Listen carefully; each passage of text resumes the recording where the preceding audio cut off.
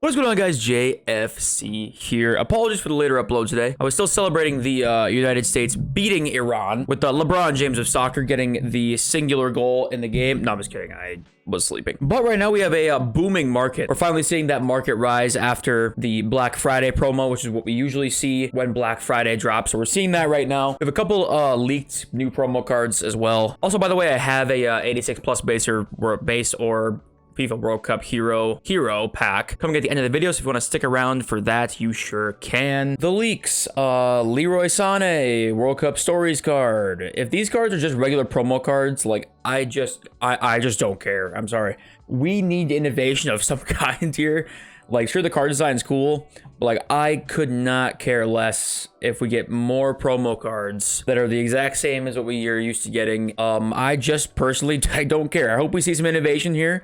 Hope we see something that would make it different from the rest of the promos, I guess. I don't know. Walker Zimmerman's supposed to come as an SPC, I'm assuming, right? It doesn't say, but there's only a couple days left. I'm assuming this card will come today as an SPC, if I had to guess. Then you have Emerick Laporte. So Laporte will be coming as an SPC. It's cool. We don't usually get special Laporte cards, honestly. It's kind of like a slept-on center back. So he will be on the way. Like I said, though, I really hope they do something with those cards. Please, EA, do something, for God's sake. And I think that's it. The rest is just Sheriff promoting his trading Discord. Another thing too is they released this loading screen today. Let's see if they have it. So they just have this, but this loading screen came out today, and then right here it says 9 days 23 hours. It's not actually 9 days 23 hours. This was just a mistake. It does start this Friday, so if you did see the loading screen when it said 9 days, it's not actually 9 days, so it is coming out this Friday. The market right now is just seeing a rise. Honestly, it's just seeing a rise. It's good that we need a rise, right? This market has to go up, and the gold cards are the only ones that are really not going up, but everything else is going up, which is good to see. You know, if we talked about yesterday buying some best of team of the week players to put in your team,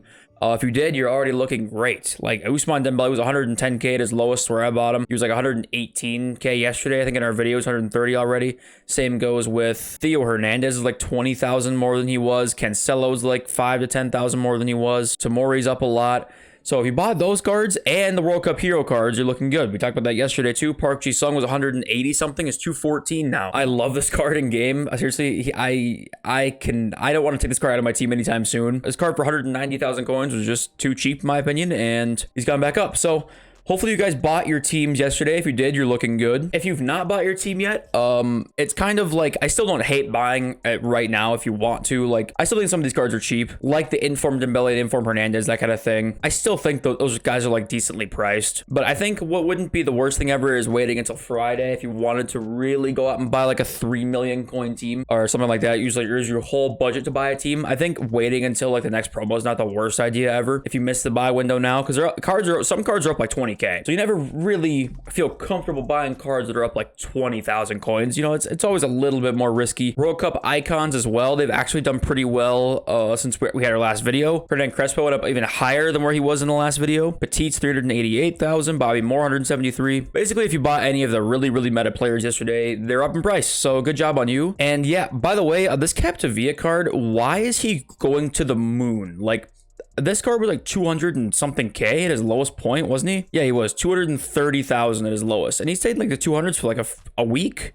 And then all of a sudden I don't know if, like, why is this guy rising as much as he is? I don't know. Is he just like insane in game and people are like not selling him? Like, what's the reason here? Because like, literally he's only gone up since 220,000 coins, and he's still, I thought when he reached like 312,000 coins, whatever he was, this last Friday, I was like, okay, this card's going way too high, way too much. Is he getting panic bought or something like that? No, he's up another 100,000. Okay. So I don't know if he's just insane or something like that. If you've used this card, let me know. So yeah, in summary, if you have not bought your team yet and you want to still buy your team, I still think that you can do it right now. I still do. It's not the most amazing buy price ever, but sometimes it doesn't really matter as much. Yes, it's a bit riskier, but I still think some of these cards are just really cheap, right? The gold cards, though, I'd probably just stay away from for the most part, except for like gold Van Dijk, because he's 91,000, so you don't really care if you lose too many coins on him. But gold cards, I mean, even with the market booming as it is, they've stayed like the same in price. Like Neymar's the same, Mbappe's the same. That's just why they're not really the best buys. SPC fodder, though, we did actually see some fodder rise today. It wasn't like a ton. Like 87s are up a couple thousand, 88s the same, 86s are up like 1,000.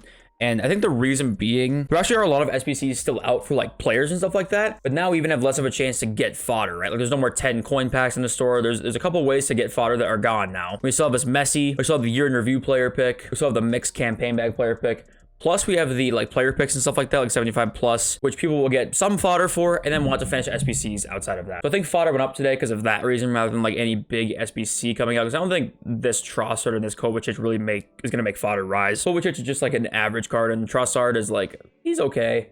If they win, he'll actually be pretty decent, but I don't think it made fodder rise that much. So I'm probably gonna stay away from fodder until this weekend, honestly, because it's pretty high right now, and buying at this point is risky because like we don't really know what's gonna drop. You know, we have that Walker Zimmerman leak, which is not gonna make fodder rise at all, and most of the time upgrade packs and stuff don't come past Wednesday, so I'm just going to wait on buying fodder probably until this weekend. You know, we've made such good money with fodder that, like, you don't have to go in right now and risk losing coins. We know a good formula. We know a good way to make coins by investing in it. And let's just wait till the weekend, in my opinion, because I think that's just probably going to be best. Now, if we go back to the game, there was some controversy on FIFA today because of the match limit in friendlies, right? This World Cup swaps match limit. Remember, they made it 10 an hour 2 days ago, and now they have it so it's 60 in a day. I was seeing people on Reddit and Twitter talk about like, oh, this is a huge dub. Like, you can play whenever during the day you want to, which is good. And nobody really plays more than 60 in a day, whatever, yada, yada, yada. I'm flabbergasted that anybody thinks this is in totality a good thing. I just don't understand that. And I'll tell you why. Because one, they introduced us in the first place to get rid of their soft ban, which is like 15 games in an hour, I think. And then you get banned for like 12 hours or 24 hours, depending on how many times you've been banned. This does absolutely nothing to prevent that. So you can still get the ban. And it's pretty easy to get that because if you're a decent player and you go in here and you win like 6 games pretty quickly in a row, obviously there's skill-based matchmaking, which is a whole nother fucking topic we can talk about. If you win like 6 in a row in like really quick succession, you can finish 15 in an hour. It's 100% possible. You can finish 20 an hour if you finish games pretty quickly. So not only can you get banned from this, which I have been banned already myself once, and I got banned for 12 hours. And if that does happen to you, then you cannot finish your games over the course of the day. You can finish 60 games, and if you were really fast at it, you can finish it in 3 hours. Most people will probably finish it in like a little bit longer than that, but 3 hours of grinding friendlies. I saw people on Twitter and Reddit being like, if you play more than 60 games, then it's not EA's fault. It's like, bro, you're telling me right now you have never played a video game longer than 3 hours at a time? You're lying to yourself. You just want to be contrarian because it's fun. That's the only reason. So especially now, it's still going to end up being way sweatier because now that there is a match limit, you can only win a certain number in a day. Thank God I finished mine already. So instead of them fixing their ban system, they just decided, okay, let's just do this and make things worse for everybody else because fixing the ban system would just be too much effort. So I was sitting here thinking, imagine in Call of Duty they made a match limit on how many domination games you could play. Like, this is just not normal in gaming. It's just not normal. And I don't know how, if the FIFA community is the only community that like accepts this and thinks this is like a good thing. Like the Black Friday Cup has 4 games in a day. I don't understand this match limit stuff. How, for some reason, EA have this in their head where they want to limit the number of games we can play. Because the more time we are in the game, the less time we're in the menus with the potential to buy FIFA points. And that is like the cynical way to look at it, but I genuinely think that is the plan. The more time we are in the gameplay, the less opportunity we have to spend FIFA points. So I think that's just the way it's gone, and the way that EA are going to keep doing it, keep doing the match limit stuff. I'm just tired of it. I just don't think any gamer should ever be limited the amount of they can play a video game. They should only be rewarded for it. Just my opinion, though. So I know we didn't talk about investing very much, and I think the reason being is that if you look at these like Road to the FIFA World Cup cards, they're actually already up a little bit. Some of them are just the exact same in price because some of these cards are just not very hyped up, right? So some of these cards are just not up. Like this Wijnaldum card actually rose a lot. He was like 68,000, I think, at his lowest. Is 82,000 now. So these cards are already up a little bit, so I don't really love investing in these cards, and I didn't love it anyway. I'm actually pretty surprised even like Wijnaldum rose as much as he did, because I just didn't think people really cared about these cards, and they still are not. It's not like they're rising very much, right? And Mateus Nunes has been his minimum the entire time. Same thing with like Luis Suarez, which why have they not updated these price ranges? I don't know. These new promo cards, I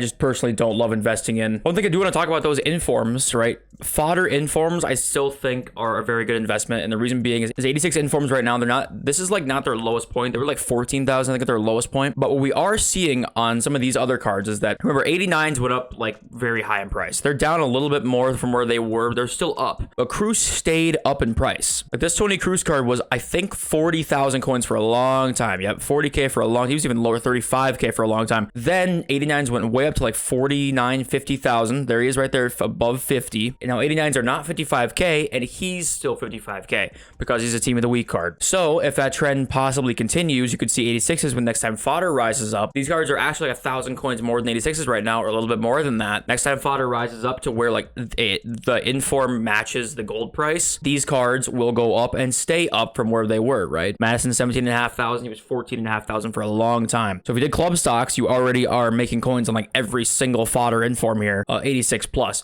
84s and stuff like that still are not really going up. I still think we're going to get an SBC eventually that makes 84 informs, 85 informs rise. I just don't know when it's going to be, but I have faith because I just don't understand. I just don't think EA want this. I just still don't believe EA want this. All right, let's get into this hero pack because I am ready. Basic World Cup hero pack. Just getting a World Cup hero is all I really care about here. Let's go. World Cup hero, let's go. Poland, Smolarek, yes. Yes. That is a W. That is a definite W. I really want to try this card. Let's freaking go. What's he going for? It's like 400 and... Yep. Let's go. That's a W. So if you're new around here, click subscribe, like the video. It helps me out a ton if you think it deserved a like. I love you guys, and I'll catch you in the next video very, very soon. Peace.